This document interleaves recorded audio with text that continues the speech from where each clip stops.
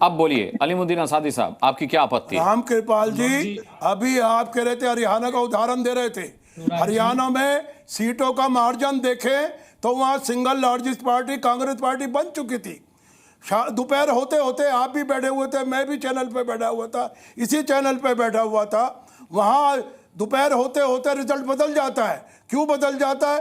ये आप भी पत्रकार हैं, मैं भी पत्रकार हूँ, जानता हूँ ये रिजल्ट कैसे चेंज हुआ। आज महाराष्ट्र का जो समीकरण है वो हरियाणा से उत्तर प्रदेश से अलग है। वहाँ पढ़े लिखे लोग रहते हैं महाराष्ट्र में, वहाँ की सोच उत्तर प्रदेश की सोच हरियाणा की सोच से अलग है। वहाँ ना कटेंगे ना बटेंगे चलेगा, ना हिंदुओं को एक साथ करना पड़ेगा, ना एमएनएस कुछ कर पाएगा।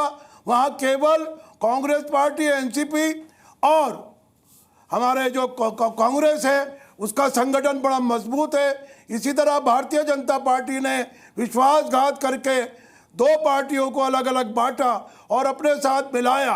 वहाँ की जनता राम कृपाल जी जानती है, वहाँ पढ़े लिखे व्यक्ति है और ख़ास करके जो माइग्रेशन करके महाराष्ट्र गए हुए हैं वो भी कारोबारी लोग हैं, पढ़े लिखे लोग हैं। ठीक है, अब राम कृपाल जी का जवाब सुन लेते हैं। आदान से आज क्यों ऐतराज हो रहा है?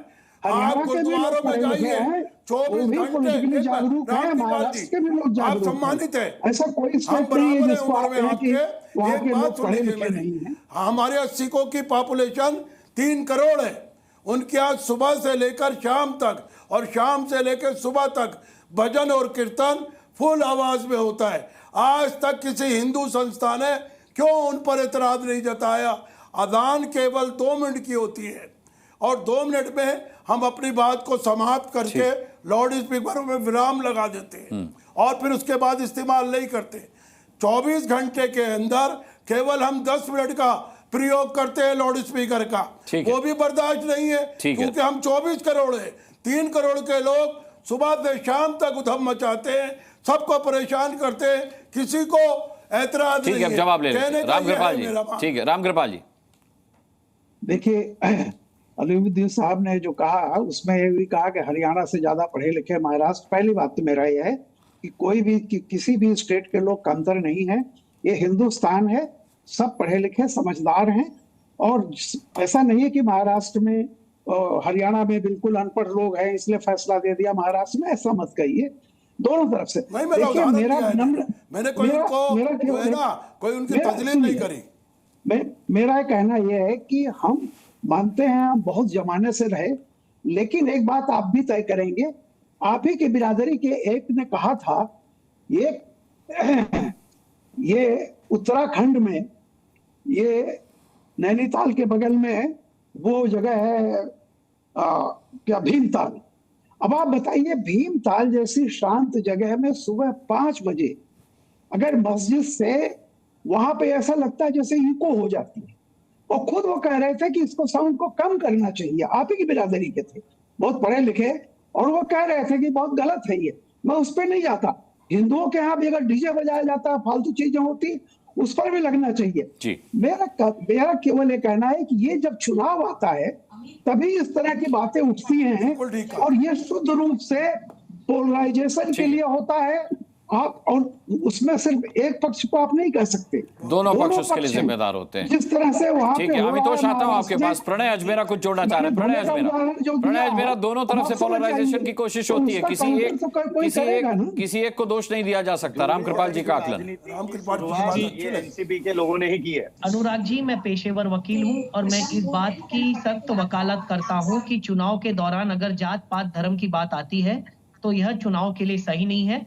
माननीय इलेक्शन कमीशन जो बहुत ही मुस्तैदी से काम कर रहा है, उसने इस बात का संज्ञान लेना चाहिए और निश्चित रूप से अगर कोई भी इस प्रकार की गतिविधि कर रहा हो तो उस पर सख्त से सख्त कार्रवाई करना चाहिए। ये फिर कोई भी पक्ष का हो, अगर कोई भी पक्ष जात पात धर्म को लाने का प्रयत्न इन चुनावों के बीच में करता है तो इलेक्शन कमीशन ने सुमोटो कोग्निजेंस लेकर सामने आना चाहिए और एक स्ट्रॉन्ग प्रेसिडेंट सेट करना चाहिए ताकि जात पात धर्म के नाम पर वोट मांगने वाला जो यह व्यापार शुरू हो चुका है वह बंद हो और बात सिर्फ और सिर्फ विकास की हो और लोगों की हो। ठीक है, विक्रम प्रताप सिंह जी, मैं आपसे पूछना चाहूंगा कि पोलराइजेशन हर चुनाव में होता है, जैसा कि रामकृपाल जी ने कहा कि जो कि नहीं होना चाहिए, विकास के मुद्दे पर वोट मांगे जाने चाहिए। लेकिन चलिए, राजनीतिक पार्टियां बाज नहीं आती हैं, पोलराइजेशन करती हैं, लेकिन उसके तहत भी किसी एक कम्युनिटी को टारगेट करना, मस्जिदों को टारगेट करना, लाउड स्पीकर को टारगेट करना, ये क्यों जरूरी हो जाता है? अनुराग जी, महाराष्ट्र का विधानसभा चुनाव हम पोलराइजेशन के आधार पे हम नहीं लड़ रहे हैं। 1 ट्रिलियन इकोनॉमी हमने लगभग अचीव कर लिया है। महाराष्ट्र तीसरे नंबर पे था, आज पहले नंबर पे इंडस्ट्री में हो चुका है। फार्मर की जो स्थिति थी, लगभग इंडिया में सबसे ज्यादा अच्छी स्थिति आज के डेट में फार्मर्स का है। इंफ्रा में हम लोग जो है पूरे इंडिया में नंबर 1 इंफ्रा हम बनाए हैं। मुंबई में रीजन में जो कभी कल्पना नहीं कर सकते थे, उतना डेवलपमेंट 2.5 सालों में हम लोगों ने किया है। बुलेट ट्रेन हो, मेट्रो हो, इंफ्रा में डे नाइट हमारे मुख्यमंत्री ने काम किया है। हमारी लाडली बहनों के लिए उन्होंने स्कीम लाया है, बेरोजगार युवाओं के लिए उन्होंने। तो ये मुद्दे काफी थे आपके लिए, ये मुद्दे काफी थे, फिर मस्जिदों से लाउड स्पीकर उतारने वाली बात का आप इंडोर्स क्यों कर रहे हैं? एकनाथ शिंदे साहब के नेतृत्व में आप 23 तारीख को महाराष्ट्र में कम से कम 170 से 180 सीट जो है जीतने जा रहे हैं। आप मेरे इस बात को रिकॉर्ड कर लीजिए। आप मुंबई में आके बैठिए। आज मुंबई मुंगेरी लाल के हसीन सपने बहुत अच्छे हैं। अरे महाराष्ट्र के सिंहासन में मुंगेरी लाल के हसीन सपने बहुत अच्छे हैं सर। हसीन सपने हरियाणा ने दिखा दिया। नहीं, मुंगेरी लाल के हसीन सपने अच्छे हैं। वोट जिहाद नहीं मानेगा महाराष्ट्र। वोट जिहाद पार्लियामेंट में आपने कर लिया। दानिश कुरैशी साहब को लेते हैं। दानिश कुरैशी साहब के सर्वर में कुछ दिक्कत आई थी। दानिश कुरैशी साहब, डेवलपमेंट चलेगा। देखिए, मैं आपको एक बात कहूं। ठीक है विक्रम जी, समय कम है मेरे पास, दानिश भाई कम बोल पाए हैं। और ये मत भूलिए, छत्रपति शिवाजी महाराज। अरे आप क्या रहे हैं, हिंदू हृदय सम्राट बिस्तर लपेटिए। अलीमुद्दीन साहब कांग्रेस के प्रवक्ता बन के यहाँ बैठे। अरे बिस्तर लपेटिए। जो फिरका परस्ती की बात करेगा उसका बोरिया बिस्तर गोल होगा। आसादी जी, दानिश भाई को बोलने दीजिए। हिंदू हृदय सम्राट बाला साहब ठाकरे का ये महाराष्ट्र है। शर्म महसूस नहीं करते क्या अलीमुद्दीन साहब? आप बोलिए, शर्म नहीं आती आपको? हिंदू दानिश भाई किससे मुखातिब है? मानी चाहिए। अलीमुद्दीन साहब की बात कर रहा हूँ। अच्छा। अभी तो किसी को। अरे आप अपना बिस्तर लपेट लीजिए, वक्त आ गया है। ठाकरे परिवार पे आपने आरोप आप क्यों ये काम कर रहे हैं? क्या कांग्रेस क्या किया मुसलमान के? मैं किसी पार्टी का प्रवक्ता नहीं हूँ। मैं एक हिंदुस्तानी व्यक्ति हूँ। हिंदुस्तानी धरती पे पैदा होने वाला एक व्यक्ति हूँ। उठा के दे दूंगा। और ये जो है काम ये बंद करिए।